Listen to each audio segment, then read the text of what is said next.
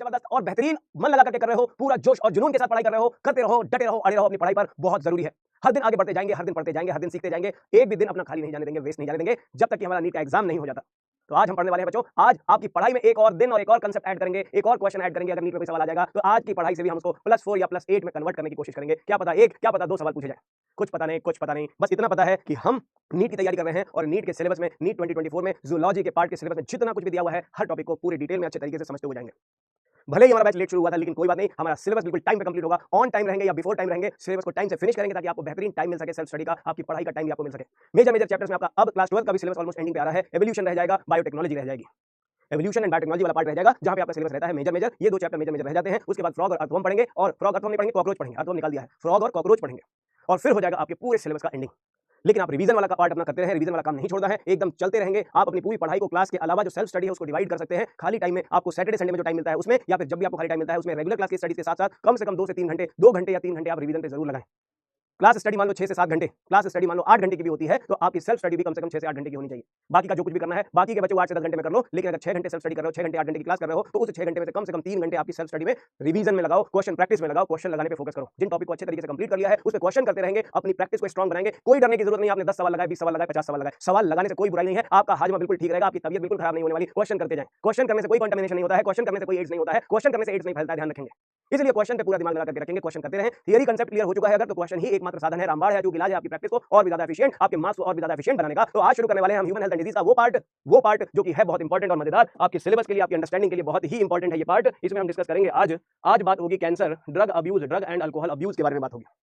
Cancer के बारे में बात होगी, ड्रग्स एंड अल्कोहल अब्यूज के बारे में बात होगी। अब्यूज क्या होता है, ड्रग्स क्या होती है, अल्कोहल से क्या क्या हो सकता है, इन चीजों के बारे में फटाफट से डिस्कस करेंगे और चैप्टर ऑलमोस्ट एंडिंग में पहुंच जाएगा। अगली क्लास में पीवाईक्यू, जैसे कि आप जानते हो हमारी प्रथा है, पीवाईक्यूज करेंगे और कुछ टॉपिक जो एनसीईआरटी के होंगे उनको और इसमें ऐड करके इस चैप्टर को फिनिश कर दिया जाएगा। तो आज ये मान के चलने की कोशिश करेंगे कि हमारी सेकंड लास्ट क्लास हो, ह्यूमन हेल्थ एंड डिजीज की सेकंड लास्ट क्लास होगी। इसके बाद नेक्स्ट क्लास में पीवाईक्यूज की क्लास होगी, ये हम करेंगे। इसलिए बिना टाइम वेस्ट किए आपके एक मिनट का इस्तेमाल करते हुए फटाफट से फिनिश करने वाले हैं। सबसे पहले हम शुरू करेंगे एड्स की एनसीईआरटी की बातें, एड्स से रिलेटेड एनसीईआरटी की बातें। जैसे कि हम जानते हैं कि AIDS stands for acquired immunodeficiency syndrome, जिसमें डेफिशिएंसी ऑफ इम्यून सिस्टम का मतलब होता है इम्यूनोडेफिशिएंसी, एक्वायर्ड का मतलब होता है during a life time exposure of the individual with the surroundings, जो कि कॉन्जेनाइटल नहीं हो सकता, जो बर्थ के बाद डेवलप होता है उसी को कहते हैं एक्वायर्ड। तो कह रहे हैं it is not congenital, genetic नहीं है और मॉर्फोलॉजिकल नहीं है, ध्यान रखेंगे। और सिंड्रोम का मतलब होता है group of symptoms, collection of diseases, जब एक इंसान के शरीर में कई सारी बीमारियां घर बना लेती है तो उसी को कहते हैं सिम्पटम्स का ग्रुप और उसे कहते हैं सिंड्रोम। एड्स को पहली बार रिपोर्ट किया था 1981 में, मैंने बताया था आपको, यूएसए में सबसे पहली बार इसका केस रिपोर्ट किया गया था। और पिछले 25 सालों में वर्ल्ड वाइड 25 मिलियन से भी ज्यादा लोग इस बीमारी से प्रभावित हुए हैं, उनकी डेथ हुई है। It has spread all over the world, killing more than 25। तो याद रखेंगे, कोई भी ऐसी बीमारी जो पूरे विश्व में फैल जाए, ऐसी बीमारी को हम कहते हैं पैंडेमिक, जिसका वर्ल्ड वाइड डिस्ट्रीब्यूशन हो। क्या हो, जब कोई बीमारी एक किसी लोकेलिटी में ना होकर के वर्ल्ड वाइड डिस्ट्रीब्यूट हो जाती है तो उसे कहते हैं वर्ल्ड वाइड डिस्ट्रीब्यूटेड डिजीज,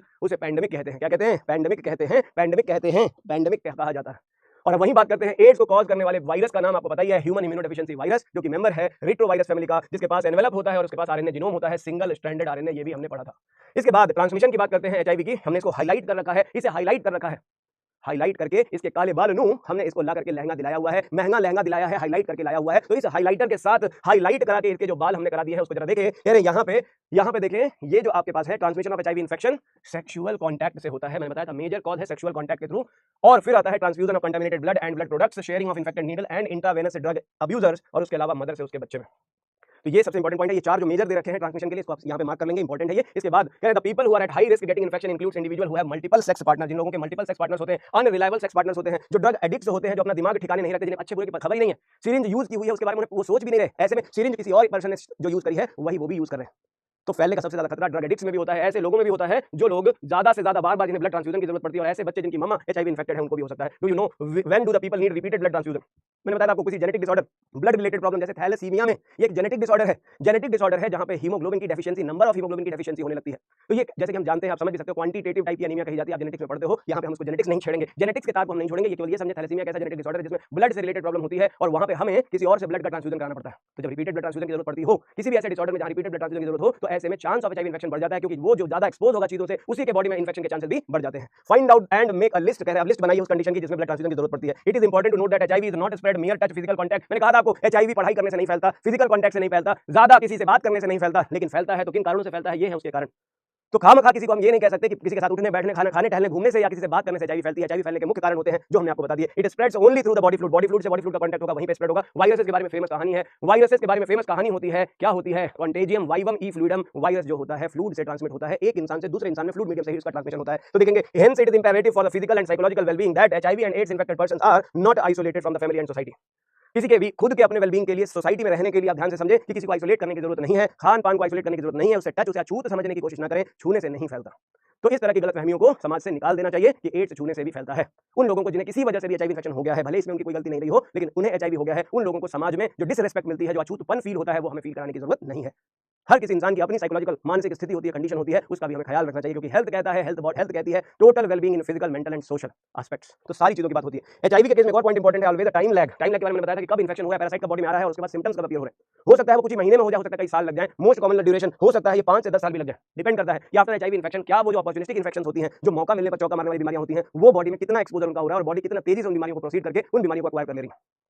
तो जब कई सारी बीमारियां बॉडी में हो जाती है तब जाकर के एड्स होता है। तो इसीलिए ये टाइम पीरियड वेरी कर सकता है कि किसी इंसान को कभी वो अपॉर्चुनिस्टिक इन्फेक्शन से कब इन्फेक्ट कर रही है, तब उस पर डिपेंड करेगा ये कंप्लीट जो टाइम पीरियड है, जो सिम्टम्स अपीयरेंस का वो है टाइम पीरियड कितना होगा। जो कि मैंने कहा यूजुअली ये कुछ मंथ से कुछ साल तक होता है और रेंज करता है 5 से 10 ईयर्स तक। ये इंपॉर्टेंट पॉइंट एनसीईआरटी का। अगला पेज कहता है after getting into body of the person HIV enter करता है सबसे पहले एचआईवी फैक्ट्री, जो कि मैक्रोफेजेस है। साथ ही साथ हेल्पर टी सेल भी एंटर कर सकता है वो, जिससे सामना होगा उसमें। बट मैंने बताया था मैक्रोफेज बड़े साइज की सेल्स होती हैं, लार्ज साइज होती हैं, इसलिए इनमें डैमेज बाद में होता है। लार्ज साइज्ड फैगोसाइटिक सेल्स होती है जिसमें ये एंटर करता है, अपना आरएनए जीनोम ट्रांसफर करता है और उस वायरस का अपना डीएनए बनता है रिवर्स ट्रांसक्रिप्टेज एंजाइम की मदद से। उस वायरल डीएनए को ये इनकॉर्पोरेट कर देता है होस्ट डीएनए से और फिर इन्फेक्टेड सेल को डायरेक्ट करता है ताकि वायरस अपनी खुद की कॉपी बना सके। Macrophage continue to produce viruses, इसीलिए इसको एचआईवी फैक्ट्री कहा है। ये लगातार कई दिनों तक वायरस को अपने अंदर झेल सकता है और बहुत सारे वायरस को प्रोड्यूस कर सकता है, इसलिए ये फैक्ट्री है। लेकिन वहीं at the same time simultaneously HIV enters into the helper T cell, जिसका नंबर 1200 था वो धीरे-धीरे डिक्रीज होने लगता है, 200 हो जाता है। वहां पे जब वायरस रेप्लिकेट करता है, अपनी प्रोटीन प्रोड्यूस करता है, तो वो उन सेल्स को अटैक करती है और किल कर देती है और नंबर ऑफ टी सेल जो होता है that number of T cell will decrease. और ये होता है first sign of HIV infection, जैसा कि मैंने बताया था आपको। और इस टाइम पे उस पेशेंट में कुछ एड्स से रिलेटेड सिम्टम्स दिखाई देने लगते हैं। एड्स से रिलेटेड कुछ सिम्टम्स एचआईवी इन्फेक्शन के शुरुआती झटके हैं ये। किसी इंसान को बार-बार फीवर आने लगेगा, इम्यूनिटी कमजोर होने लगी है, इम्यूनिटी कमजोर हो गई है, उसके बॉडी में पैथोजेनिक एंट्री होने लगेगी, उसे रीबाउटिंग्स ऑफ द फीवर, बार-बार रिकरेंस ऑफ द फीवर होने लगती है, डायरिया होने लगता है, रात में पसीने छूटने लगते हैं, वेट लॉस भी शुरू हो जाता है। तो ये सारी चीजें एचआईवी के लिए बहुत ही कॉमन है। अगर एचआईवी बॉडी में घुस गया तो ये वो बत्तियां हैं जो जल बुझ करके बताती है कि आपके बॉडी में कुछ ना कुछ गड़बड़ है, कुछ तो गड़बड़ है दया, कुछ तो गड़बड़ है। तो इस गड़बड़ के आगे कहानी क्या हो रहा है? Due to decrease in number of helper T cell the person start suffering from infection that could be otherwise overcome. यानी नॉर्मली वो बैक्टीरिया या पैथोजन कुछ नहीं कर पाते थे, अब एचआईवी इन्फेक्शन के बाद जब इम्यूनिटी वीक हो गई है तो किस तरीके से बॉडी को डैमेज करना शुरू कर देते हैं। उसमें बैक्टीरिया हो, वायरस हो, कोई प्रोटोजोन, पैरासाइट हो या फंगस हो, ये सारे बॉडी पे अटैक कर देते हैं। जो पहले कुछ नहीं कर पाते थे वो अटैक करना शुरू कर देते हैं और ऐसे में शरीर का जो पूरा खेला है वो गड़बड़ हो जाता है। शरीर इम्यूनो डेफिशिएंसी हो जाती है और बॉडी अपने आप को खुद प्रोटेक्ट नहीं कर पाती है और ऐसे में उसे एड्स हो जाता है। इस एड्स का डिटेक्शन भी बहुत इंपॉर्टेंट है। एड्स को डिटेक्ट करने के लिए एलाइजा नाम की technique is very common technique, लेकिन इसे कंफर्म करने के लिए वेस्टर्न ब्लॉटिंग की जाती है। मतलब ये एक प्रीलिमिनरी टेस्ट है कि एचआईवी इन्फेक्शन के बाद एड्स हुआ है, ये उसका प्रीलिमिनरी टेस्ट है जिसे कहते हैं एलाइजा। ये एक antigen antibody interaction based test है कि किसी की बॉडी में अगर एचआईवी का पैथोजन है तो उसकी बॉडी में कुछ केमिकल्स एंटीबॉडी के फॉर्म में बने होंगे, उनको डिटेक्ट करने का ये टेस्ट है, या एचआईवी के पैथोजन को आइडेंटिफाई करने का ये टेस्ट है।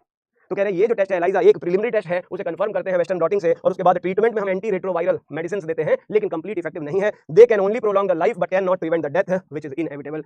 किसी भी व्यक्ति के लिए उसकी मृत्यु अटल सत्य है। अगर हमने जन्म लिया है तो मृत्यु भी होगी। किसी को एचआईवी एड्स हो गया है, उसकी मृत्यु तय है। अब रह गई मेडिसिन या ट्रीटमेंट की बात, तो वो कुछ दिन डिले कर सकती है डेथ को, लेकिन वो डेथ को डिले करने के साथ वो मृत्यु को टाल नहीं सकती। किसी ना किसी दिन, बस कुछ दिन और करके वो मेडिसिन डिले कर सकती है डेथ को। डेथ अल्टीमेटली होनी ही है। एचआईवी होने के बाद हम उसको डेथ से प्रिवेंट नहीं कर सकते, लेकिन एक तरीका है डेथ तो अल्टीमेटली हो ही रही है। एक है एजिंग के बाद डेथ होना और एक है किसी भी एज में अकाल मृत्यु होना, किसी भी एज में डेथ होना। तो एचआईवी जैसा वायरस जिस बॉडी में घुस जाता है उस बॉडी को कमजोर कर देता है इम्यूनोलॉजिकली और उस बॉडी की डेथ हो जाती है। मेडिसिन कुछ दिनों तक उसे प्रिवेंट कर सकती है, प्रोटेक्ट कर सकती है, डेथ को डिले कर सकती है, लेकिन वो उसे परमानेंट क्योर नहीं कर सकती। There is no permanent cure till now against HIV. अभी तक कोई वैक्सीन भी ऐसी नहीं बनी है कि हम एचआईवी से लड़ सके, लेकिन हाँ prevention is better than cure. Awareness फैलाई जा रही है लोगों में ताकि प्रिवेंट किया जा सके एड्स को। As AIDS has no cure, prevention is best. Moreover HIV infection more often spread due to conscious behaviour, जैसे मैंने आपको कल बताया था, पिछली क्लास में बताया था। इसके लिए स्लोगन यूज किया जाता है डोंट डाई ऑफ इग्नोरेंस, क्योंकि ये ज्यादातर इग्नोरेंस की वजह से होता है। ड्रग के अब्यूजर हो या मदर के थ्रू प्लेसेंटा से जा रहा है, तो अगर हमने इग्नोरेंस करी, प्रेगनेंसी में मदर को कोई कंटामिनेटेड सिरिंज का इस्तेमाल किया या कुछ ऐसा जो कि मदर को इन्फेक्शन कर सकता है, ये सारी चीजें ही मदर में और मदर से उसके बच्चे में एचआईवी को ट्रांसफर कर रही है। सिरिंज नीडल का इस्तेमाल करने से पहले उनको डिस्ट्रॉय कर दिया जाए जो कि यूज्ड है। हम फ्रेश नीडल या सिरिंजेस यूज करें, ये इंपॉर्टेंट है। हेल्थ और हाइजीन को मेंटेन करें, ये इंपॉर्टेंट है। सर्जिकल इंस्ट्रूमेंट्स को प्रॉपर्ली उनको स्टेरिलाइज करके यूज किया जाए, ये इंपॉर्टेंट है। अनप्रोटेक्टेड सेक्सुअल इंटरकोर्स को अवॉइड किया जाए, जो कि मल्टीपल सेक्स पार्टनर्स उनको अवॉइड किया जा सकता है, या फिर अनरिलायबल सेक्स पार्टनर जो है उन्हें अवॉइड किया जा सकता है। तो जिन कॉन्शियस बिहेवियर की वजह से एड्स एचआईवी हो रही है, हम उन चीजों को अगर अवॉइड करें तो हम रोक सकते हैं एचआईवी के इन्फेक्शन को। ये सारी बातें यहाँ बताई गई हैं। बहुत सारे ऑर्गेनाइजेशन है, जैसे इंडिया में एक ऑर्गेनाइजेशन है जो नाको जिसे कहा जाता है, वो वर्क कर रहा है, नेशनल एड्स कंट्रोल ऑर्गेनाइजेशन कहते हैं, और नॉन गवर्नमेंटल ऑर्गेनाइजेशन जो एनजीओ है वो भी इसके लिए काम कर रहे हैं। तो ये सारी चीजें इसमें जनरल पॉइंट्स है, इसमें कोई साइंटिफिक पॉइंट नहीं लिखा है, जनरल रीडिंग है, आप इसको पढ़ सकते हैं। Prevention is better than cure. तो एचआईवी एड्स से रिलेटेड जितनी बातें आपकी एनसीईआरटी में थी, जो मैकेनिज्म था, वो सारा हमने समझ लिया है। और अब शुरू करेंगे हम कैंसर। बात होगी कैंसर की, और कैंसर जो कि वर्ल्ड वाइड इसे मोस्ट ड्रेडफुल डिजीज कहा जाता है। ड्रेडेड डिजीज का मतलब होता है भयानक, मोस्ट डेंजरस डिजीज कहा जाता है, बहुत ही खतरनाक। तो ड्रेडेड का मतलब या ड्रेडफुल डिजीज का मतलब होता है एक भयंकर बीमारी, एक ऐसा रोग जो पूरे विश्व में कहा जाता है ना कि जब कोई बीमारी लाइलाज हो जाती है तो कहते हैं तुम्हें तो कैंसर हो गया। तो कैंसर एक ऐसी लाइलाज बीमारी है जो world wide one of the most, मैंने कहा था HIV infection the world wide leading cause of the death है, लेकिन एचआईवी एक कम्युनिकेबल डिजीज होती है, कैंसर एक नॉन कम्युनिकेबल डिजीज है। याद रखेंगे, ये एक acquired disease but non communicable disease कही जाती है, नॉन कम्युनिकेबल डिजीज कही जाती है, world wide leading cause of the death कही जाती है, मोस्ट डेंजरस डिजीज कही जाती है, मोस्ट ड्रेडेड डिजीज भयानक डिजीज या most dangerous disease all over the world, पूरे ग्लोब में, most dangerous all over the globe. Millions of the peoples dying due to this even in India every year, annually हर साल India में भी millions of the people की death केवल cancer की वजह से हो रही है। तो कैंसर एक भयानक बीमारी जो world wide leading cause of the deaths में से एक है और एक नॉन कम्युनिकेबल डिजीज है, मोस्ट डेंजरस डिजीज है, इसका नाम है कैंसर। होता क्या है इसमें? होता यह है कि जब हमारी बॉडी का नॉर्मल सेल डिवीजन का प्रोसेस जब अनकंट्रोल्ड हो जाए, अगर आपसे कोई कहे कि हमारी बॉडी जो नॉर्मल सेल होती है, कोई आपसे पूछे what is the property of normal cell, तो कोई भी एक नॉर्मल सेल जो होती है बेटा जी, जो हमारी बॉडी में कोई एक नॉर्मल सेल होती है, ये रूल फॉलो करती है, कानून फॉलो करती है, कानून कानून जो हमारा संविधान है, जो हमारा संविधान है उस संविधान को फॉलो करने वाली सेल है। हमारा संविधान कहता है सबको बराबर का अधिकार मिले, किसी का शोषण ना हो, अमीर गरीब सबको शिक्षा का अधिकार मिले, समान अधिकार मिले, यार ये है कानून, ये है लॉ। उसी तरह नॉर्मल सेल भी एक लॉ फॉलो करती है, एक कंट्रोल्ड डिवीजन करती है। नॉर्मल सेल्स की प्रॉपर्टी होती है कंट्रोल्ड डिवीजन करती है, नॉर्मल सेल्स कंट्रोल्ड डिवीजन करती है। नॉर्मल सेल्स दूसरे टिश्यू से एक बाउंड्री बना करके रखती हैं, there is a definite boundary जो एक टिश्यू को दूसरे टिश्यू से सेपरेट करता है, कंट्रोल्ड वे में डिवीजन करती है, कंट्रोल्ड डिवीजन करती है और डिफरेंशिएटेड मास बनाती है। क्या बनाती है? डिफरेंशिएटेड मास ऑफ सेल्स बनाती है। इनमें एक प्रॉपर्टी होती है जिसे कहते हैं कॉन्टैक्ट इनहिबिशन, संपर्क संदमन, कॉन्टैक्ट इनहिबिशन कहते हैं। और कॉन्टैक्ट इनहिबिशन का मतलब होता है जब कभी एक टिश्यू नॉर्मल टिश्यू किसी दूसरे टिश्यू के संपर्क में आता है ग्रोथ में, तो कह रहे हैं उसकी ग्रोथ दूसरे टिश्यू के कॉन्टैक्ट में आने पे स्टॉप हो जाती है। कॉन्टैक्ट इनहिबिशन का मतलब होता है बेटा when a tissue after coming in contact, ऐसे लिख सकते हो आप, after coming in contact of another tissue the growth of one tissue stops या growth of one tissue is stopped। क्या कहानी है? यानी जब एक टिश्यू दूसरे टिश्यू के कांटेक्ट में आता है तो उस समय उसकी ग्रोथ रुक जाती है, मतलब एक टिश्यू दूसरे टिश्यू के घर में इन्वेड नहीं करता, उसकी बाउंड्री वॉल को क्रॉस नहीं करता, उसकी लिमिटेड बाउंड्रीज को क्रॉस नहीं करता। एक रूल है, कंट्रीज भी ये रूल फॉलो करती हैं, स्टेट्स भी ये रूल फॉलो करते हैं कि उत्तर प्रदेश का कोई हिस्सा हिमाचल प्रदेश में या उत्तराखंड में या एमपी में कहीं से इन्वेड ना करे या वहां पे वो जमीन पे एक्स्ट्रा कब्जा ना कर ले। इंडिया के लोग पाकिस्तान या पाकिस्तान के लोग इंडिया में आकर के कब्जा ना कर ले। ये इस जमीन की लड़ाई अगर होगी, यार अगर ये एक दूसरे की टीम पर कब्जा करेंगे तो फाइट होगी, लड़ाई होगी, एलओसी बन जाएगा भाई साहब। तो एक लाइन ऑफ कंट्रोल खींची हुई है, एक बाउंड्री खींची हुई है, एक टिश्यू ने दूसरे टिश्यू के अगेंस्ट, यानी जैसे ही दो टिश्यू एक दूसरे के कॉन्टैक्ट में, ये टिश्यू इस दूसरे टिश्यू के कॉन्टैक्ट में आएगा, ग्रोथ करना बंद कर देगा।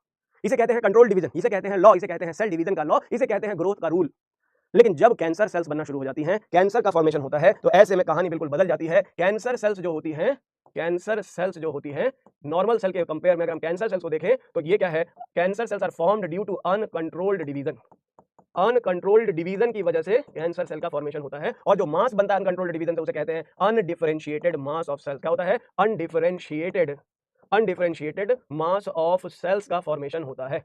अनडिफरेंशिएटेड मास ऑफ सेल्स का फॉर्मेशन होता है कॉल्ड, उस अनडिफरेंशिएटेड मास ऑफ सेल्स या टिश्यू को कहते हैं ट्यूमर। क्या कहते हैं? ट्यूमर कहते हैं, या उसी को कहते हैं नियोप्लाज्म।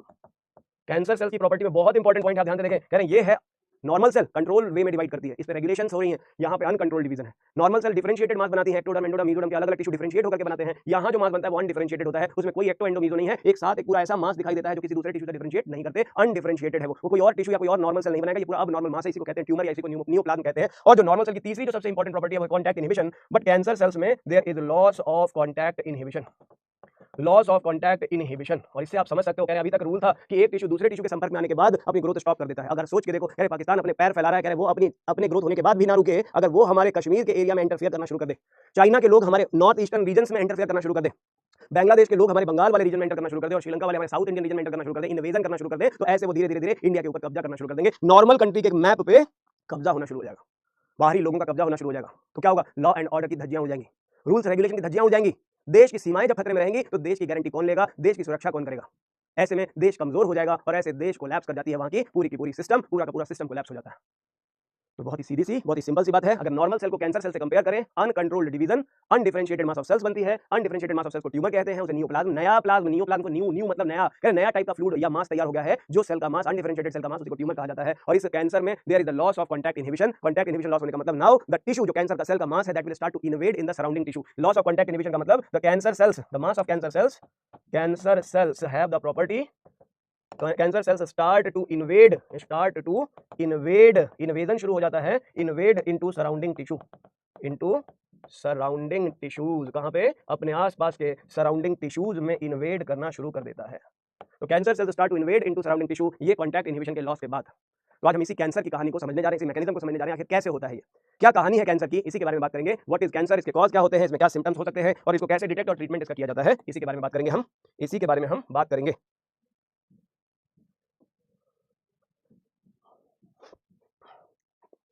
शुरू करते हैं आज का जो कैंसर के कॉज से रिलेटेड पॉइंट्स हैं, पहले हम उनको डिस्कस कर लेते हैं। कैंसर से रिलेटेड पॉइंट्स को डिस्कस कर लेते हैं फटाफट से। तो हम शुरुआत कर लेते हैं, खेला जो आपका चल रहा था, इसमें हम कैंसर के बारे में बात कर रहे हैं बच्चों। तो कैंसर से रिलेटेड जो इंपॉर्टेंट पॉइंट है, मैं आपको बता दूं कि जो कैंसर है, इस कैंसर की कहानी में हमें सबसे पहले कुछ और बातें डिस्कस करनी है, वो भी बता देता हूं आपको। पहले कुछ और बातें आपको इसमें बता देता हूं, फिर पढ़ते हैं कॉज ऑफ कैंसर के बारे में। देखिए, कैंसर की बात चल रही है, मैंने कहा कैंसर क्या है? अनडिफरेंशिएटेड मास ऑफ सेल है। कैंसर जो होता है बेटा जी, वो होता है undifferentiated mass of cells, undifferentiated mass of cells, mass undifferentiated mass of cells है ये। और ये जो अनडिफरेंशिएटेड मास ऑफ सेल्स है, जो अनकंट्रोल्ड डिवीजन से बना है, which is formed due to uncontrolled division.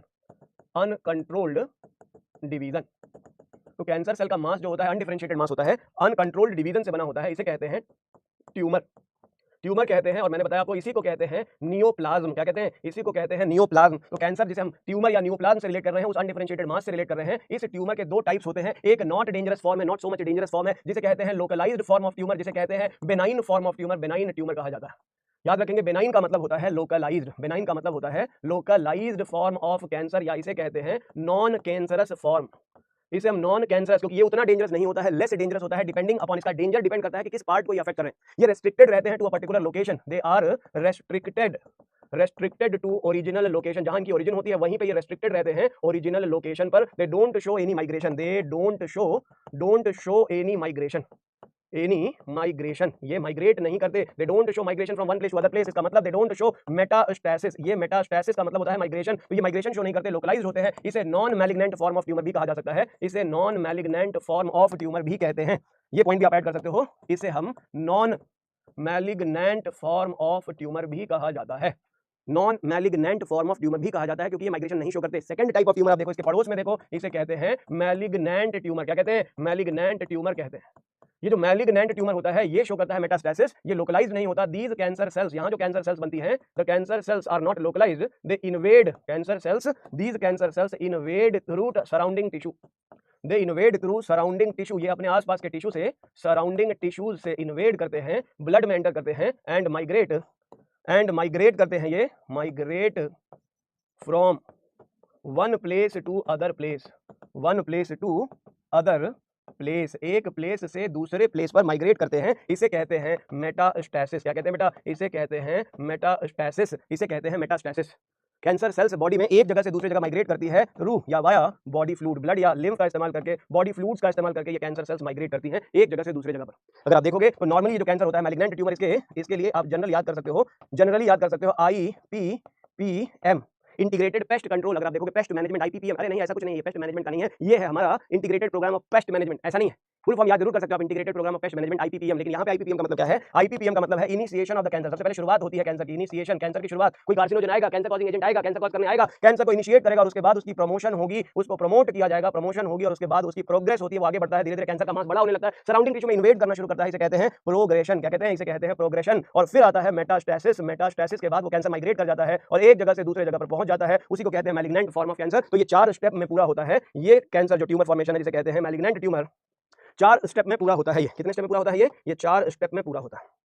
लेकिन ये बड़ा ही सिंपल है, एक ही जगह पर रहता है, ओरिजिनल लोकेशन पे ही रेस्ट्रिक्टेड रहता है। ये यहाँ की जो सेल्स होती हैं, ये किसी एक जगह पे ही रेस्ट्रिक्टेड हैं, जो भी मास ऑफ सेल्स होंगी यहीं पे रेस्ट्रिक्टेड है। कैंसर कॉजिंग एजेंट, कार्सिनोजन, जैसे ही कोई कार्सिनोजन आता है, कोई कार्सिनोजन, कैंसर कॉजिंग फैक्टर से इनका एक्सपोजर शुरू होता है, ये कैंसर कॉजिंग फैक्टर उस लोकलाइज्ड एरिया में, उस लोकल एरिया में जो इन्होंने किया था, कह रहे यहाँ पे जब कैंसर कॉजिंग एजेंट आता है तो ये कैंसर कॉजिंग एजेंट इस पर्टिकुलर सेल को जिसने टारगेट किया है यहीं पे ये अनडिफरेंशिएटेड मास बनाने लगता है जो अपने आसपास के एरिया को कवर नहीं करता और आसपास के एरिया में इन्वेड नहीं करता और ये कैप्सूल फॉर्मेशन कर लेता है, एनकैप्सुलेटेड हो जाता है, इसीलिए ये स्प्रेड नहीं करता। ये देखो यहाँ कनेक्टिव टिश्यू का मास इसके चारों तरफ इसे घेर लेता है, ये एनकैप्सुलेटेड फॉर्म इसको कह सकते हो आप। ये जो ट्यूमर बना है ये लोकलाइज्ड ट्यूमर है, बेनाइन ट्यूमर है, बेनाइन ट्यूमर कहते हैं जो लोकलाइज्ड है। कैसा है? ये लोकलाइज्ड फॉर्म ऑफ ट्यूमर है, बेनाइन ट्यूमर है, एनकैप्सुलेटेड फॉर्म ऑफ ट्यूमर है, ये एनकैप्सुलेटेड है, ऐसे भी हम इसको मार्क कर सकते हैं कि ये एक एनकैप्सुलेटेड ट्यूमर है। तो ये माइग्रेट नहीं करेगा, ये इधर उधर नहीं भागेगा, जहां है उसी ऑर्गन पे रेस्ट्रिक्टेड रहेगा, ये यहीं लोकलाइज्ड फॉर्म में रहता है, एक जगह पे ये लोकलाइज्ड रहता है, remain confined to original location, will not show any migration. लेकिन अगर हम इसकी बात करें, यहाँ पे कैंसर की बात करें, अगर हम मैलिग्नेंट ट्यूमर की बात करें, जरा उसको देखते हैं। अगर हम मैलिग्नेंट ट्यूमर की बात करते हैं, ध्यान से सुने, मैलिग्नेंट ट्यूमर जो होता है ये क्यों डेंजरस हो जाता है? क्योंकि इस मैलिग्नेंट ट्यूमर के अंदर अगर हम इस ट्यूमर की बात करते हैं मैलिग्नेंसी की, तो ये जो ओरिजिनल साइट होती है, अगर हम देखें कि ये है किसी सेल की ओरिजिनल साइट, ये टिश्यू है कोई, यहाँ इस टिश्यू पे किसी कार्सिनोजन का एक्सपोजर होगा, ये है नॉर्मल टिश्यू, ये नॉर्मल टिश्यू है और कॉन्टैक्ट इनहिबिशन की प्रॉपर्टी शो करता है, इसे हम कह रहे हैं बेसमेंट मेम्ब्रेन। क्या कह रहे हैं? बेसमेंट मेम्ब्रेन कह रहे हैं, ये है बेसमेंट मेम्ब्रेन।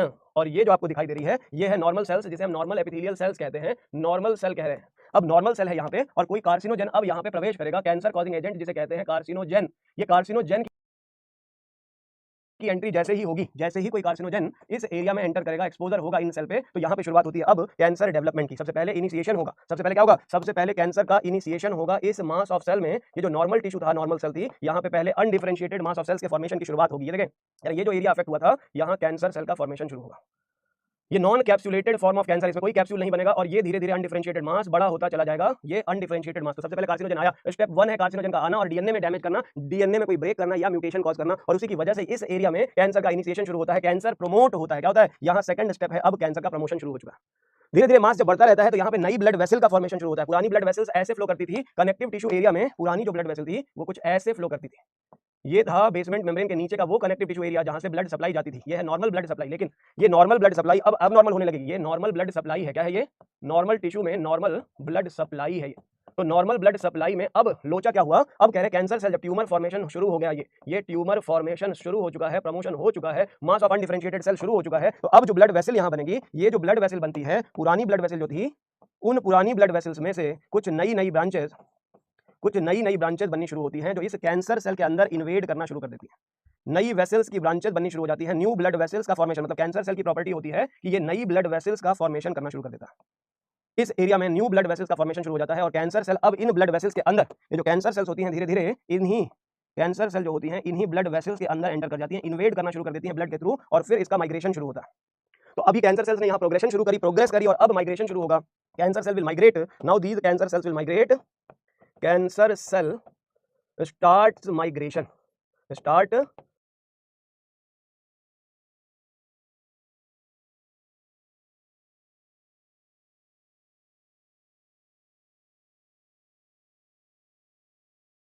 कहाँ चली जाती हैं? अनदर लोकेशन पे चली जाती हैं और फिर वहां पे जाकर भी वही सेम काम करती हैं, इस दूसरे लोकेशन पे पहुंचती हैं, इनकी मेटास्टेसिस होती है और वहां पे भी जाकर के वो अनडिफरेंशिएटेड मास ऑफ सेल्स का फॉर्मेशन करती हैं, यहाँ पे भी ट्यूमर का फॉर्मेशन करती हैं, यहाँ पे भी इनका सेल्स का जो अनडिफरेंशिएटेड सेल्स का जो मास था वो बना लेती है। इसे कहते हैं मेटास्टेसिस, इसे कहते हैं मैलिग्नेंट फॉर्म ऑफ ट्यूमर, इसे क्या कहते हैं? इसे कहते हैं मैलिग्नेंसी। ये है मैलिग्नेंट। जैसे ही माइग्रेशन शुरू हुआ, ये मान के चलें मैलिग्नेंसी शुरू हो गई, मैलिग्नेंट ट्यूमर बन गया। इस माइग्रेशन के लिए सबसे पहले ये कैंसर सेल इन्वेड करती हैं थ्रू ब्लड वेसल, यहाँ इन्वेजन होता है ब्लड वेसल के थ्रू, नॉन कैप्सुलेटेड होती है जो कैप्सूल फॉर्मेशन नहीं करती, इन्वेड करती है सराउंडिंग टिश्यू में और फिर माइग्रेट करती है to another tissue via body fluid. याद रखेंगे ब्लड या लिम्फ का सहारा लेती हैं और वाया बॉडी फ्लूइड ब्लड या लिम्फ के थ्रू ये पहुंच जाती है किसी और लोकेशन को। इसी को कहते हैं मेटास्टेसिस, इसी को कहते हैं मेटास्टेसिस। तो कैंसर सेल में दो बहुत इंपॉर्टेंट पॉइंट्स हैं जो आपको याद रखने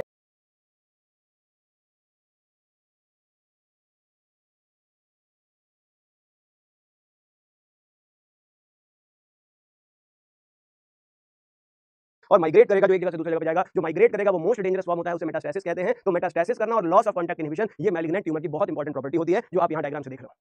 न्यू ब्लड वेसल फॉर्मेशन, याद रखेंगे यहाँ पे नई ब्लड वेसल का फॉर्मेशन भी एक बहुत इंपॉर्टेंट पॉइंट है। नई ब्लड वेसल्स बनाना शुरू कर देती है। कैंसर सेल सारा न्यूट्रिएंट आसपास के नॉर्मल टिश्यू से सारा न्यूट्रिएंट अपनी तरफ डाइवर्ट करा लेती है। कैंसर सेल यहाँ दबंग किसी इंसान की तरह रहती है, बाहुबली की तरह रहती है, जो सारा कामधाम जो आसपास के एरिया है वहां का बंद करके अपने घर में कामधाम करा रही है। तो ये एक ऐसा दबंग इंसान है कैंसर, जो कि अपने लिए न्यू ब्लड वेसल फॉर्म करा लेता है, न्यू ब्लड वेसल्स फॉर्म हो जाती है। नई ब्लड वेसल्स सारा का सारा न्यूट्रिएंट्स इन्हीं कैंसर सेल को दे देती हैं, नॉर्मल सेल्स की डैमेज हो जाती है, डेथ हो जाती है और कैंसर सेल सर्वाइव कर जाती है। तो ये कैंसर सेल के कुछ स्टेप्स हैं जो मैलिग्नेंसी के स्टेप्स हैं, मेजर स्टेप्स जो यहाँ पे आप देख पा रहे हो। अगर हम कॉज ऑफ कैंसर की बात करें तो cancer can be caused by carcinogens, आप लिख सकते हो। तो कैंसर कॉजिंग एजेंट्स जो होते हैं, cancer causing agents are called carcinogens. Cancer causing agents को कार्सिनोजेंस कहा जाता है, कार्सिनोजेंस कहते हैं। साइंटिस्ट ने बताया कि हमारी बॉडी में ही कैंसर कॉजिंग जीन्स पाए जाते हैं, हमारी बॉडी में ही कैंसर कॉजिंग जीन्स होते हैं, लेकिन इनएक्टिव फॉर्म में होते हैं।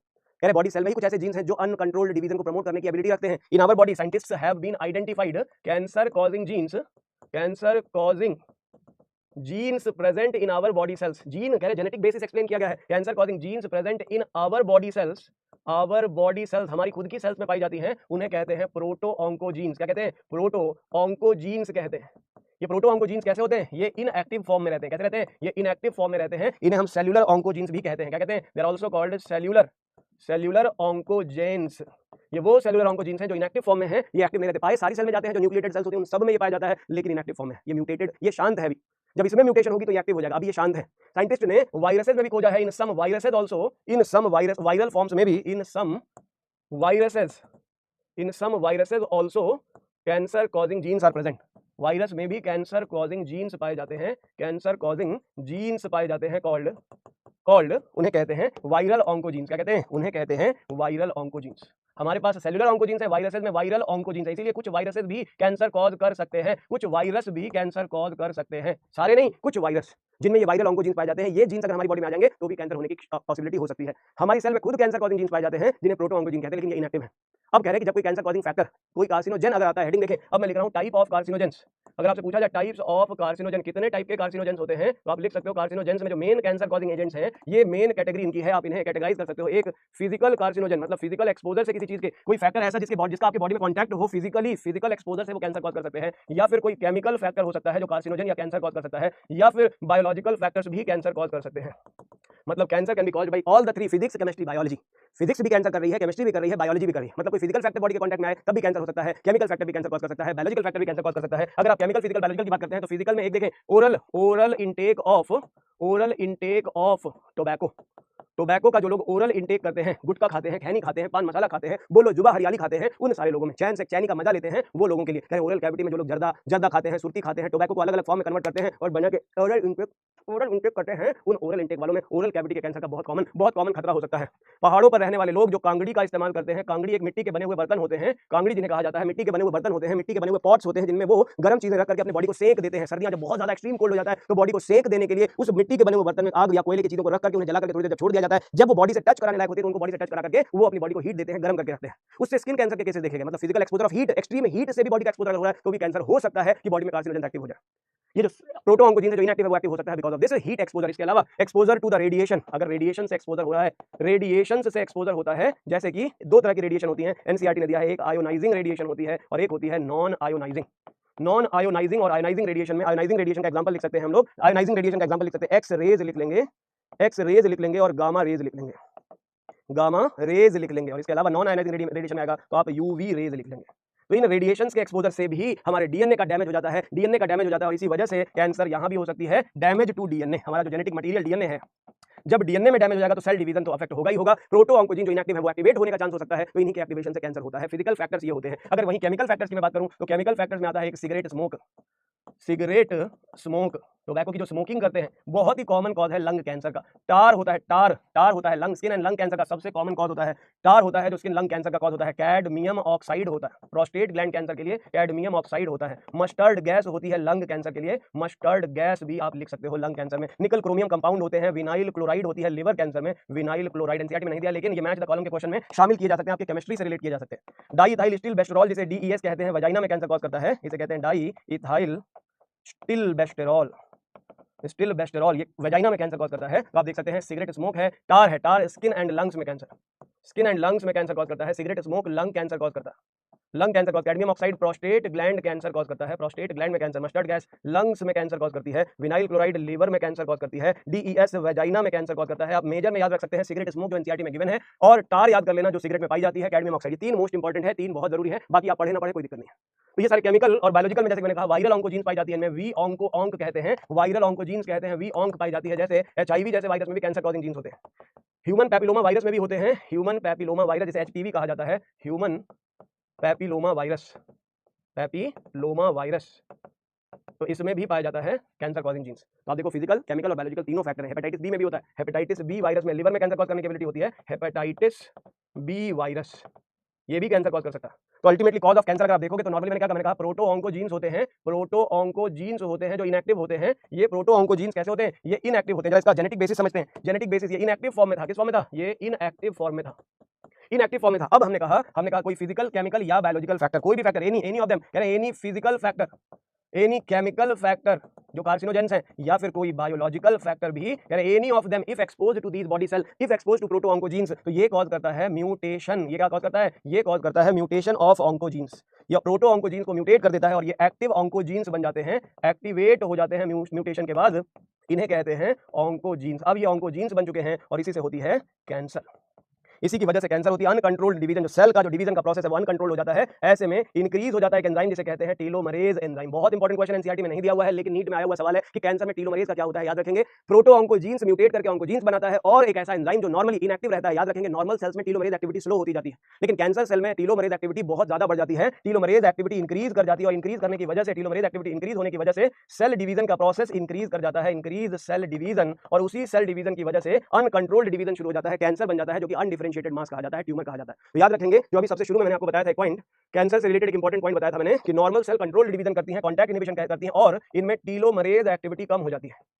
टेलोमरेज एंजाइम की एक्टिविटी बहुत कम हो जाती है, रिड्यूस करने लगती है, इसीलिए सेल डिवीजन कंट्रोल होता है, या एक एज के बाद आपके सेल डिवीजन बंद होने लगता है। सेल्स का डिवीजन, ग्रोथ और रिपेयर स्टॉप होने लगती है आपकी बॉडी में जब टेलोमरेज एंजाइम की एक्टिविटी स्लो डाउन हो जाती है। लेकिन जब किसी इंसान को कैंसर हो जाता है बेटा, तो ऐसी कंडीशन में कैंसर की अकरेंस में टेलोमरेज बहुत ज्यादा बढ़ जाती है, सेल डिवीजन बहुत ज्यादा हो जाती है, जो अनकंट्रोल होकर के कैंसर कॉज करती है। और कैंसर कॉजिंग इन्हीं एजेंट्स को, जो कैंसर को इनिशिएट करते हैं, प्रमोट करते हैं, प्रोसीड करते हैं, जो इस प्रोटो ऑन्कोजीन्स में एक्टिवेशन कर सकते हैं। फिजिकल, केमिकल या बायोलॉजिकल कोई भी फैक्टर हो इनमें से, ये इनमें से कोई भी फैक्टर अगर आपकी बॉडी से एक्सपोज हो रहा है रेगुलर बेसिस पे, और इसकी एबिलिटी जो कि डीएनए डैमेज की होती है, अगर वो डीएनए इसने डैमेज कर दिया, तो फिर ये प्रोटो ऑन्कोजीन्स को एक्टिवेट कर देता है, और इसी वजह से शुरुआत हो जाती है कैंसर की, शुरुआत हो जाती है कैंसर की। तो अगला पॉइंट कहता है कैंसर डिटेक्शन। कैसे पता करें कि ये कैंसर है। कैंसर का डिटेक्शन, डायग्नोसिस करने के लिए कई सारी टेक्निक्स है। एक है जिसे कहते हैं बायोप्सी, एक होती है बायोप्सी, बायोप्सी जिसे हम हिस्टोपैथोलॉजिकल स्टडी भी कहते हैं, हिस्टोपैथोलॉजिकल स्टडी कहते हैं, हिस्टोपैथोलॉजिकल स्टडी कहते हैं। हिस्टो मतलब होता है टिश्यू और पैथोलॉजिकल मतलब स्टडी ऑफ डिजीज कहते हैं। तो यहाँ पे जिस टिश्यू में भी हमें कैंसर का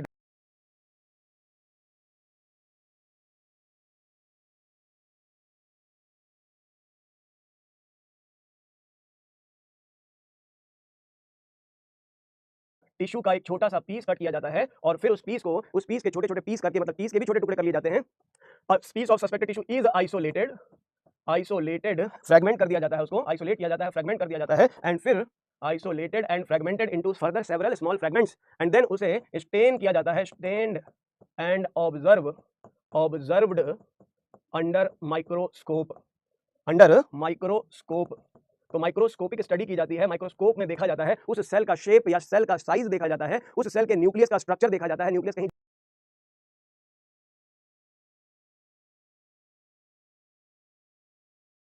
ऐसा है, ये ऑब्जर्व किया जाता है, उस बेसिस पे हम डिटरमाइन कर पाते हैं कि क्या ये कैंसरस मास या टिश्यू तो नहीं, क्या ये अब नॉर्मल मास तो नहीं। तो इसे हम कहते हैं the histopathological microscopic examination of an affected tissue. तो बायोप्सी एक ऐसा प्रोसेस है जिसमें हम कट करके उस पीस और टिश्यू को ऑब्जर्व करते हैं माइक्रोस्कोप में। इसके अलावा भी कुछ मेथड है कैंसर डिटेक्शन के, जैसे अगर हम बात करते हैं, इसके अलावा रेडियोग्राफिक मेथड यूज किया जाता है, रेडियोग्राफी की जाती है, जिसे हम एक्सरे का इस्तेमाल भी कहते हैं। इसके अलावा सीटी स्कैन भी किया जाता है, एमआरआई भी की जाती है। ओह, सीटी स्कैन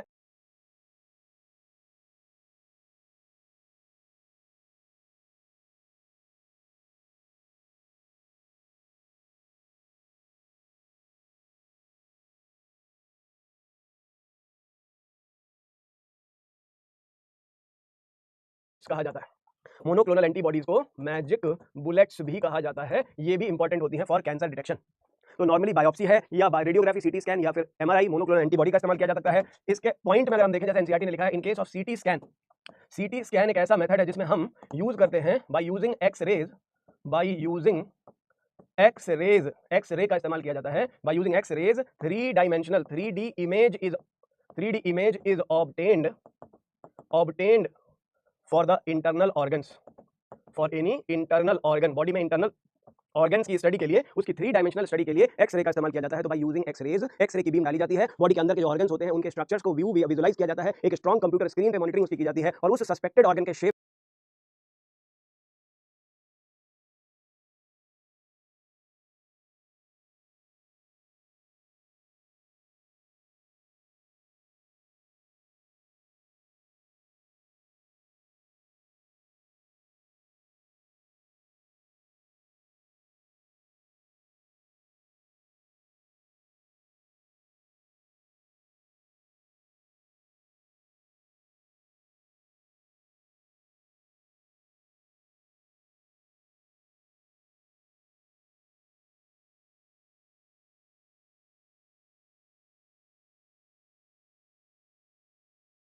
आती है। One of the safest technique कही जाती है for cancer detection, for cancer detection.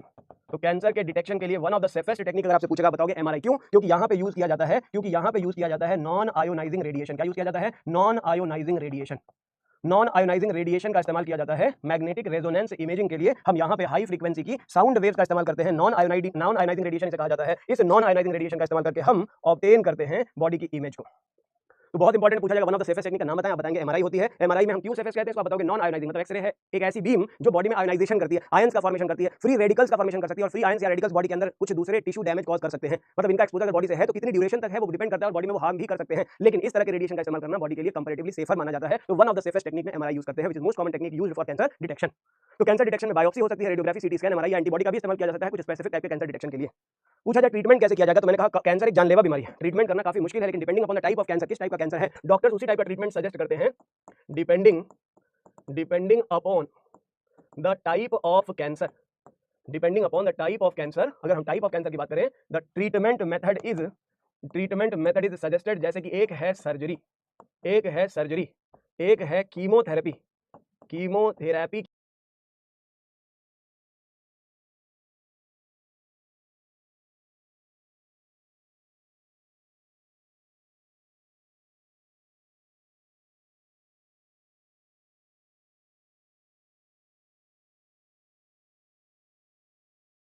Immunotherapy कह सकते हैं। तो आप देखोगे इन जनरल अगर आप देखो ये 4 मेथड में से कोई भी यूज किया जा सकता है, लेकिन अगर जरूरत पड़े तो एक से ज्यादा मेथड या सारे मेथड कॉम्बिनेशन में यूज किए जा सकते हैं। ईदर वन और टू और all the methods can be used together. सारे मेथड, मैंने कहा depending upon the type of cancer.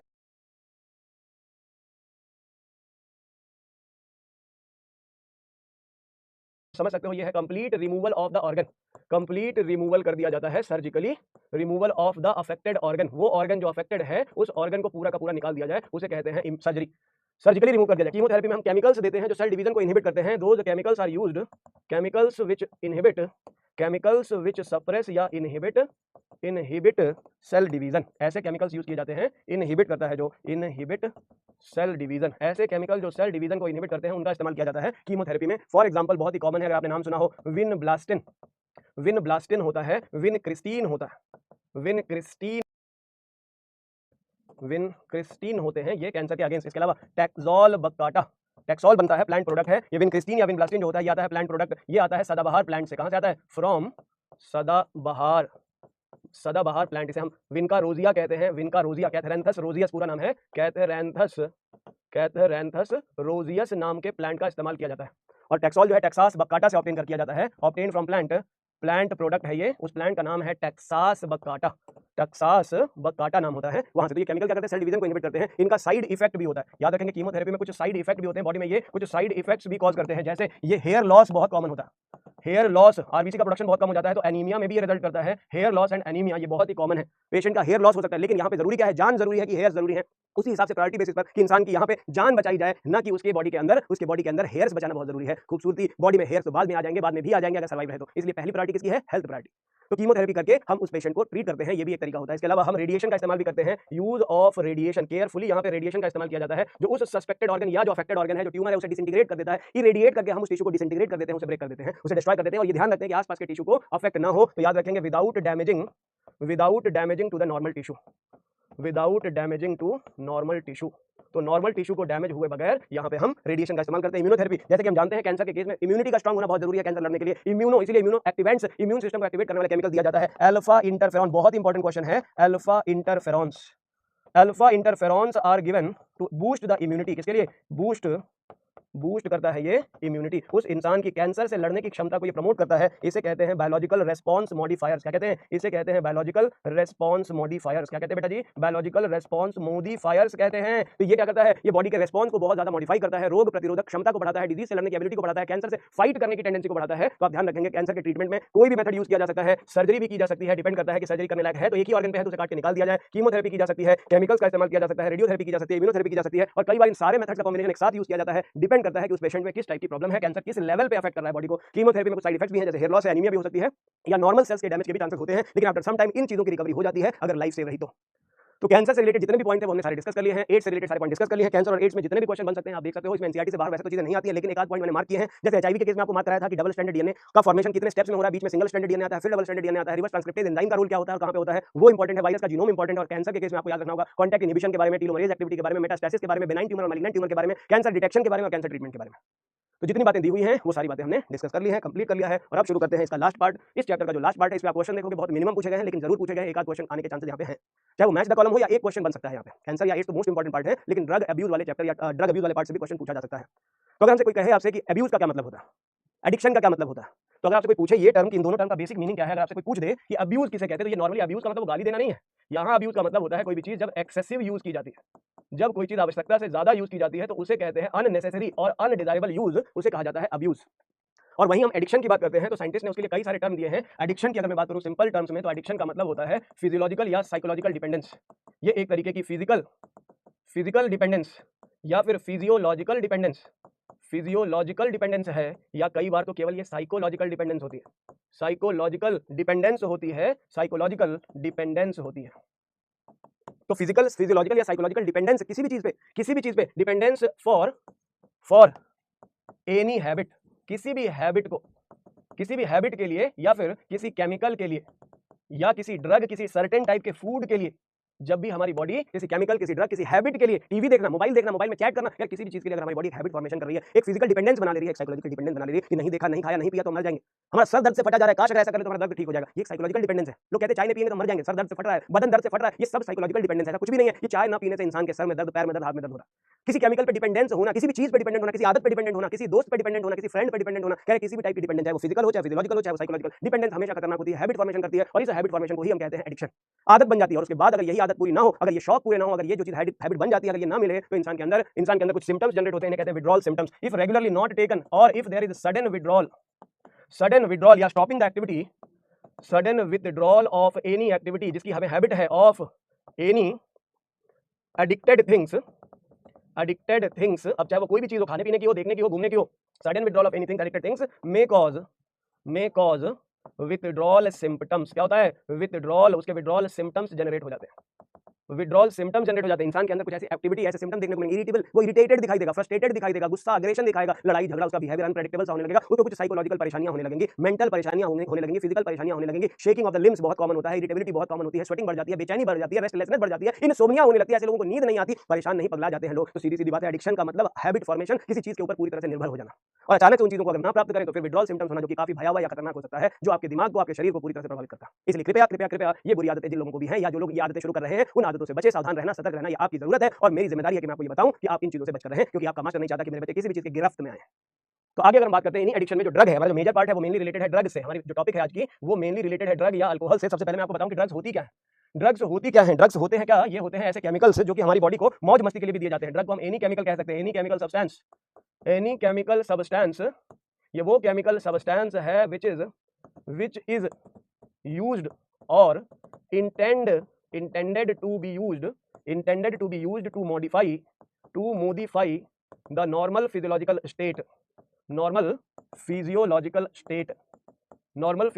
state or for the benefit of user, benefit of user, मतलब यूजर अपने फायदे के लिए इन केमिकल का इस्तेमाल करता है, अपनी नॉर्मल फिजियोलॉजिकल स्टेट को मॉडिफाई करने के लिए इनका इस्तेमाल करता है। ये पर्पस जो हो सकता है मेडिकल पर्पस के लिए भी हो सकता है, फॉर मेडिकल पर्पस भी हो सकता है, एज अ मेडिसिन यूज किया जा सकता है। मेडिकल पर्पस से भी ये ड्रग्स यूज की जाती हैं और कभी कभी ये नॉन मेडिकल पर्पस के लिए भी यूज की जाती है। नॉन मेडिकल पर्पस के लिए भी यूज की जाती है। मेडिकल पर्पस मतलब कोई ट्रीटमेंट चल रहा है, किसी इंसान की सर्जरी हुई है और उसे morphine as a painkiller दिया जा रहा है, तो किसी सर्जरी के ट्रीटमेंट में दिया जा रहा है। कोई डिप्रेस्ड है, उसे एंटी डिप्रेसेंट दी जा रही है, वहां पे भी हम कोई ड्रग दे सकते हैं। बार्बिट्यूरेट्स जैसे केमिकल दिए जाते हैं उन लोगों को जिनको इंसोम्निया की प्रॉब्लम, उनको सोने के लिए ड्रग्स दी जाती है। बार्बिट्यूरेट्स या अगर बेंजोडाइजेपाइन्स की बात करें तो ये ऐसे केमिकल्स होते हैं जिन्हें स्लीपिंग पिल्स कहा जाता है, तो कह रहे हैं उसे मेडिकल पर्पस से भी यूज कर सकते हैं। ऐसे लोग जिन्हें डिप्रेशन है उन्हें दी जा रही है दवाएं, ऐसे लोग जिन्हें पेन हो रहा है, दर्दनाशक दवाएं दी जा रही हैं, तो कह रहे हैं मेडिकल यूज, या हो सकता है नॉन मेडिकल, खाली एंजॉयमेंट के लिए, मौज मस्ती के लिए, सेंस ऑफ यूफोरिया के लिए, फीलिंग ऑफ एनर्जी के लिए, जोश और जुनून के लिए, कह रहे हैं खाली मौज मस्ती के लिए भी, नॉन मेडिकल बेनिफिट के लिए भी यूज किया जाता है। ड्रग मतलब कोई भी केमिकल जो बॉडी को मजा दे, जो बॉडी को फायदा पहुंचाए, जो बेनिफिट ऑफ द यूजर के लिए लिया जाए, जो नॉर्मल फिजियोलॉजिकल कंडीशन को मॉडिफाई करती है, इंसान को अच्छा फील कराती है, जो किसी प्रॉब्लम या किसी बीमारी से उसे राहत देती है, मेडिकल पर्पस से यूज की जाती है, मतलब मेडिकली यूज किया जा रहा है किसी पर्पस से, या कई बार इसे नॉन मेडिकली यूज किया जा रहा है, खाली पार्टी में यूज किया जा रहा है, एंजॉयमेंट के लिए किया जा रहा है, मौज मस्ती और मैजिक के लिए किया जा रहा है। तो अगर हम इन्हीं ड्रग्स को देखें, इनका पूरा विश्लेषण करें, तो पूरी ड्रग्स को आप देखोगे ह्यूमन में जो ड्रग्स यूज की जाती है, हम जो एडिक्टिव ड्रग्स की बात कर रहे हैं, ध्यान से, अब हमारा टॉपिक शिफ्ट हो रहा है उन ड्रग्स पे जो एडिक्शन कॉज करती हैं। एडिक्टिव ड्रग्स की मैं बात करूं, अगर मैं एडिक्टिव ड्रग्स की बात करूं, ऐसी ड्रग्स जो एडिक्शन कॉज करती हैं, तो आप उनको दो मेजर कैटेगरी में डिवाइड कर लो। एक होती है जिसे कहते हैं साइकोट्रॉपिक ड्रग्स, क्या कहते हैं, एक होती है साइकोट्रॉपिक ड्रग्स कहते हैं। ये किसी भी इंसान के मूड को अफेक्ट करती हैं, सेंट्रल नर्वस सिस्टम को, न्यूरल सिस्टम को अफेक्ट करती हैं, अफेक्ट्स वंस मूड या बॉडी फंक्शंस को अफेक्ट करती हैं, बॉडी कंडीशंस को अफेक्ट करती हैं, फिजियोलॉजिकल फंक्शंस को अफेक्ट करती हैं। और एक होती है जो बॉडी फंक्शंस मूड के साथ साथ वो होती हैं जो साइकोलॉजिकल कंडीशंस को अफेक्ट करती हैं, उन्हें कहते हैं साइकेडेलिक ड्रग्स। ऐसी ड्रग्स जो किसी इंसान के मूड के साथ साथ चेंज कर देती हैं इंटरप्रिटेशन और behaviour, changes the behaviour of a person. ये बिहेवियर को भी चेंज करने की एबिलिटी रखती है, बॉडी एक्टिविटी के साथ साथ उसका बिहेवियर, उसकी पर्सनालिटी को चेंज करने की एबिलिटी रखती है। तो दो तरह की ड्रग्स है, साइकोट्रॉपिक और साइकेडेलिक ड्रग, जो एडिक्टिव ड्रग्स में रखी गई है। इसमें से साइकोट्रॉपिक ड्रग्स में एक होती है जिन्हें कहते हैं sedative and hypnotics. Sedative and hypnotics की कैटेगरी रखी गई है। एक सेडेटिव का मतलब होता है ऐसे केमिकल जो रिड्यूस करते हैं excitement, sedatives which reduce excitement, reduce करती हैं एक्साइटमेंट को। और हिप्नोटिक जो होती हैं दे इंड्यूसेस स्लीप, क्या करती हैं, दे इंड्यूसेस स्लीप, ये नींद को प्रमोट करती हैं। इन्हें स्लीपिंग ड्रग्स कहा जाता है, इन्हें स्लीपिंग पिल्स कहा जाता है, स्लीपिंग पिल्स या एंटी एंजाइटी पिल्स कहा जाता है। ये किसी पेशेंट को जो कि न्यूरोलॉजिकल डैमेज से अफेक्टेड है, साइकोलॉजिकल कंडीशन से प्रभावित है, उसे आराम करने के लिए, जो मेंटली डिप्रेस्ड है उसे आराम करने के लिए दिया जाता है। तो ये ऐसे केमिकल्स होते हैं जिन्हें हम सीएनएस डिप्रेसेंट कहते हैं, क्या कहते हैं, इन्हें कहते हैं CNS depressant. Given as sleeping pills to the patient, given to the patients suffering with insomnia, patients suffering with mental disorder, suffering with mental disorders, mental disorders से जो सफर कर रहे हैं या डिप्रेशन से सफर कर रहे हैं उन लोगों को दी जाती है। इनके एग्जांपल्स में एनसीईआरटी का एग्जांपल आप लिख सकते हो, इसमें आप लिख सकते हो BZD बेंजोडाइजीपाइंस, बेंजोडाइजीपाइंस सबसे कॉमन है BZD। इसके अलावा बार्बिट्यूरेट्स होते हैं, क्या होते हैं, बार्बिट्यूरेट्स होते हैं। एनसीईआरटी ने एम्फीटामाइंस भी लिखा है, वैसे एम्फीटामाइन जो होती हैं they are called pep pills, वो बेसिकली स्पोर्ट्स पर्सन से अब यूज करते हैं। तो ये दो एग्जांपल आप याद रखेंगे, BZD and barbiturates, they are most common type of sedative hypnotics. ये पहली कैटेगरी है साइकेडेलिक में, पहला एग्जांपल है। दूसरा एग्जांपल आप लिख सकते हो ओपिएट नारकोटिक्स। ओपिएट नारकोटिक्स कहे जाते हैं, इन्हें हम कहते हैं ओपियम। ओपिएट नारकोटिक्स जो कि एनाल्जेसिक्स होते हैं, और एनाल्जेसिक्स का मेडिकल मीनिंग होता है बेटा जी, एनाल्जेसिक एक मेडिकल टर्म है जिसका मतलब होता है, देसी मतलब होता है पेन किलर्स, इन्हें कहते हैं पेन किलर्स। ये दर्दनाशक होते हैं, पेन किलर्स कहते हैं। और ये ऑब्टेन होते हैं, obtained from the अनराइप्ड capsule of एक प्लांट होता है जिसे कहते हैं पेपेवर somniferum, obtained from अनराइप्ड capsule of पेपेवर somniferum, पेपेवर somniferum. इसे पॉपी प्लांट कहा जाता है, ओपियम कहा जाता है, पॉपी प्लांट। इसका कैप्सूल यूज किया जाता है, याद रखेंगे। ये ऑर्डरलेस होता है, ऑर्डरलेस केमिकल्स होते हैं, क्रिस्टलाइन कंपाउंड होते हैं, क्रिस्टलाइन कंपाउंड्स होते हैं जो बिटर इन टेस्ट होते हैं, कड़वे होते हैं। और इनका इस्तेमाल किया जाता है, इन्हें इनहेल किया जाता है, इधर इनहेल्ड, जिसे स्नॉर्टिंग भी कहा जाता है, स्नफिंग भी कहा जाता है, स्नॉर्टिंग उन्हें इनहेल किया जाता है, इनका इनहेल किया जाता है। या फिर कुछ ऐसे भी फॉर्म्स हैं जिनको इंजेक्ट भी किया जाता है, इधर इनहेल्ड और इंजेक्टेड। और इसमें सबसे कॉमन होती है हेरोइन, मोस्ट डेंजरस होती है, कॉमनली कॉल्ड हेरोइन, या इसे स्मैक कहते हैं, जिसे कहा जाता है डाई एसिटाइल मॉर्फिन, इसे डाई एसिटाइल मॉर्फिन भी कहते हैं, इसे डाई एसिटाइल मॉर्फिन भी कहा जाता है। मतलब ये मॉर्फिन से ही बनाए जाते हैं, मॉर्फिन के एसिटाइलेशन से बनाए जाते हैं, मॉर्फिन से ही प्रिपेयर किया जाता है इनको। तो याद रखेंगे, मॉर्फिन से ही इनको प्रिपेयर किया जाता है। मॉर्फिन जो होती है, morphine given to the patient who have undergone surgery, morphine given as pain killer, ये पेन किलर की तरह दी जाती है to a patient who have undergone surgery. तो इसी मॉर्फिन के मॉर्फिन के एसिटाइलेशन से बनती है हेरोइन, जो कि बैंड है। इसका इस्तेमाल स्ट्रिक्टली बैंड है हमारी कंट्री में, ये यूज करना स्ट्रिक्टली बैंड है, क्योंकि हेरोइन के यूजर्स में हेपेटाइटिस बी या एचआईवी के फैलने का भी खतरा है, क्योंकि इसमें इंजेक्शन जो लोग लगाते हैं वो अपना दिमागी संतुलन, अपने दिमाग की कंडीशन, उनकी जजमेंट की एबिलिटी लॉस हो जाती है, और ऐसे में वो शेयरिंग ऑफ द नीडल या ऐसी चीजें बहुत ही कॉमन कर लेते हैं, जो कि किसी इन्फेक्टेड एचआईवी इन्फेक्टेड पेशेंट से या हेपेटाइटिस बी से इन्फेक्टेड पेशेंट से शेयर करते हैं, ऐसे में चांस ऑफ इन्फेक्शन बहुत ज्यादा बढ़ जाती है एचआईवी या हेपेटाइटिस बी की। और तीसरी कैटेगरी में आप लिख सकते हो, एक होती है स्टिम्युलेंट्स की कैटेगरी। किसी कैटेगरी है? स्टिम्युलेंट्स की कैटेगरी है। अगर हम बात करते हैं स्टिम्युलेंट्स की, तो उसमें वैसे तो बहुत ही कॉमन एग्जांपल है टी है, कॉफी है, कैफीन जिसमें पाई जाती है, कोल्ड ड्रिंक्स होती है, बट इसमें सबसे पोटेंट जो होता है वो होता है कोकीन। कोकीन जो कोक कहा जाता है, कोका एल्कोलॉइड्स कहे जाते हैं, ऑब्टेन होते हैं, इन्हें ऑब्टेन किया जाता है एरिथ्रोजाइलम कोका नाम के प्लांट से। प्लांट सोर्स से आ रहा है, इसे कह रहे हैं एरिथ्रोजाइलम कोका, इसे कहते हैं एरिथ्रोजाइलम कोका। कोकीन जहां से ऑब्टेन होता है, ये इनहिबिट करता है, this inhibits the transport of the neurotransmitter inhibitory neurotransmitter होता है, जिसको ये इनहिबिट करते हैं, उसे कहते हैं डोपामाइन। तो डोपामाइन के ट्रांसपोर्ट को इनहिबिट करता है स्टिमुलेंट कोकीन, और इसका एक्सेसिव डोज अगर कोई ले लेता है कोकीन का, तो एक्सेसिव डोज जो होता है वो प्रोड्यूस करता है हैल्यूसिनोजेनिक प्रॉपर्टी। इसमें हैल्यूसिनोजेनिक प्रॉपर्टी हो जाती है। इंसान का जो ब्रेन है, इंसान के दिमाग की जो एबिलिटी है, सेंट्रल नर्वस सिस्टम के फंक्शन की एबिलिटी है, वो इनहिबिट कर देता है।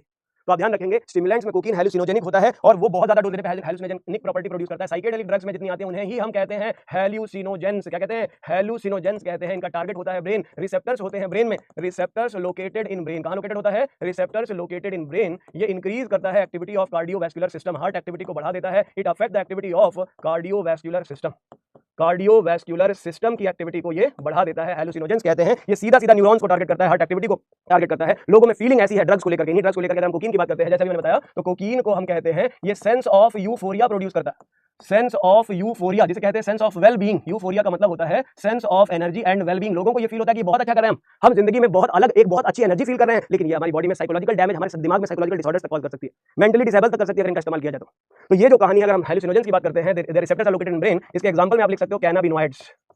कैनाबिनॉइड्स होते हैं, कैनबिस सटाइवा नाम का प्लांट होता है, यहाँ पे कैनबिस सटाइवा नाम का प्लांट होता है। इसकी लीव्स का इस्तेमाल किया जाता है, इसके फ्लावर टॉप का इस्तेमाल किया जाता है डिफरेंट प्रोडक्ट्स बनाने के लिए। इसके इनफ्लोरेसेंस यूज किए जाते हैं, इनफ्लोरेसेंस यूज किए जाते हैं मौज मस्ती पार्टी एंजॉय करने के लिए, रिचुअल्स में इनका इस्तेमाल किया जाता है। आपने नाम सुना ही होगा, चरस का नाम सुना होगा, गांजा का नाम सुना होगा, हशीश का नाम सुना होगा, और marijuana,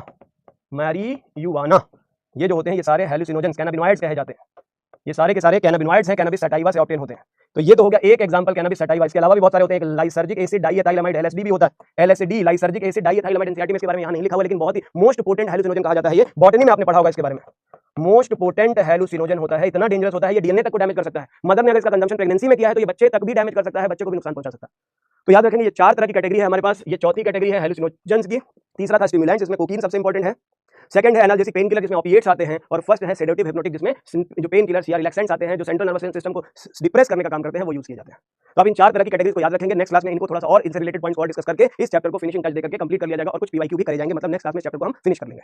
क्या क्या पढ़ेंगे नेक्स्ट क्लास में? इन ड्रग्स से रिलेटेड एनसीईआरटी के कुछ पॉइंट्स, एनसीईआरटी में कुछ पिक्चर्स दे रखी है वो आपको दिखाऊंगा, अल्कोहल और टोबैको के इस्तेमाल से होने वाले नुकसान के बारे में बताऊंगा, और फिर शुरू होंगे पीवाईक्यूज। मतलब ये चैप्टर आपका अब ऑलमोस्ट फिनिश है, नेक्स्ट क्लास में इसको हम कंप्लीट कर लेंगे। इन चार कैटेगरीज को आप जरूर ध्यान रखेंगे, इंपॉर्टेंट है, याद कर लेंगे। ड्रग्स की एग्जांपल बेस्ड क्वेश्चन अगर पूछे जाएंगे तो पूछे जाएंगे। एनसीईआरटी की लाइनों को नेक्स्ट क्लास में एक्सप्लेन कर दूंगा। जाते जाते एक आध सवाल करते चले। Which cell continue to produce virus and act like HIV factory, तो पढ़ा हुआ है हमने, मैक्रोफेजेस बड़ी सेल होती हैं, वो एचआईवी फैक्ट्री की तरह एक्ट करती हैं। आंसर 4 बनाओगे बिना किसी नुकसान के। फिर केमिकल कार्सिनोजन की बात पूछा है, तो सिगरेट स्मोक केमिकल कार्सिनोजन है, फिजिकल कार्सिनोजन एक्सरे रेडिएशन हो गई, बायोलॉजिकल कार्सिनोजन में ऑन्कोजेनिक वायरसेस हो गए, और कैंसर कॉजिंग एजेंट्स को हम कार्सिनोजेंस कहते हैं। तो A2 बनेगा, B3 बनेगी, C4 बनेगा, और D1 बनेगी। तो आंसर इसका बिल्कुल आसानी से बना लिया आपने, आंसर 1 करेक्ट हो जाएगा, बिल्कुल इजी। हेयर लॉस किसमें नोटिस किया जाता है? कीमोथेरेपी के बारे में हमने पढ़ा है कि यहाँ पे सेल डिवीजन इनहिबिट हो जाता है, तो hair loss is very common, answer 1 बिल्कुल करेक्ट। 3 डायमेंशनल इमेज कहां ऑब्टेन की जाती है? 3D इमेज जहां पे हम एक्सरे का इस्तेमाल करते हैं, तो कंप्यूटराइज्ड टोमोग्राम इसे कहते हैं, कंप्यूटराइज्ड टोमोग्राफी कहते हैं। Second option will be correct. Metastasis का मतलब क्या होता है? मेटास्टैसिस का मतलब, मेटा का मतलब होता है चेंज, और स्टैसिस का मतलब होता है पोजीशन। तो जब कोई ऑर्गेनिज्म अपनी पोजीशन को चेंज करता है तो उसे कहते हैं, अपनी स्थिति को चेंज करता है उसे कहते हैं हम मेटास्टैसिस। तो यहाँ पे माइग्रेशन ऑफ कैंसर सेल से रिलेटेड है, पोजीशन चेंज करने वाली। तो जब कोई नॉर्मल सेल एबनॉर्मल सेल में कन्वर्ट हो जाए और वो इन्वेड करके सराउंडिंग टिश्यू से पहुंच जाए किसी और साइड पे, तो उसे कहते हैं मेटास्टैसिस। सेकंड ऑप्शन करेक्ट हो जाएगा। तो आज का डिस्कशन होता है समाप्त, और होमवर्क मिलता है आपको जाते जाते। ये डेली का हमारा वर्क है, इसलिए आप ध्यान रखेंगे। अब हम इस चैप्टर के मेजर क्वेश्चंस सेक्शन 1 के और सेक्शन 3 दोनों के लगा सकते हैं। सेक्शन 3 में और भी आपको सवाल मिल जाएंगे, मॉड्यूल के क्वेश्चंस आप लगा रहे हो तो कोई बुकलेट है आपके पास, बुकलेट से लगाओ। एनसीईआरटी पंच है तो पंच से लगाओ, मतलब या तो आप पंच मारो या एक्सरसाइज करो, अपने आप को मजबूत करो, और पीछे से बैकग्राउंड सपोर्ट ले लो अपने एनसीईआरटी और क्लास नोट्स का। डीपीपी डेली आपको 10 क्वेश्चन मिल ही जाते हैं, उनकी आप प्रैक्टिस करते रहो, पढ़ते रहो, मुस्कुराते रहो। अगली क्लास में फिर डिस्कशन होंगे, इस टॉपिक को हम आगे ले चलेंगे। कैंसर का आपने कंप्लीट कर लिया है तो कैंसर के सारे क्वेश्चंस लगा लेंगे, डीपीपी सॉल्व कर लेंगे। और ये तो आपको पता ही है, पीडब्ल्यू टेस्ट सीरीज मैंने कहा आपको, ये टेस्ट रियल टेस्ट है जिसे आप दे सकते हो। जिन्होंने नहीं देखा है, इसकी डिटेल्स डेट यहाँ पे मेंशन है, आप देख लो और उसी के अकॉर्डिंग अपनी तैयारी कर लो।